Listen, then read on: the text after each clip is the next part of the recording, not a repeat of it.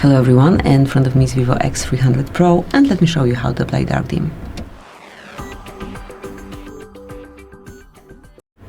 So at first let's open the settings, then find and select display, brightness and eye protection, and here just mark dark mode at the top of the list.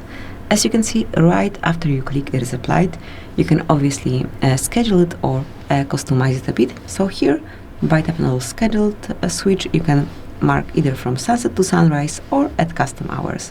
Here just pick the hours between which it would be active. I'll switch it off and activate it right now. Then you can also customize the settings. So here you can apply dim home screen wallpaper if you wish. Then you can switch it off the same way. So that's it, that would be all. Thank you for watching.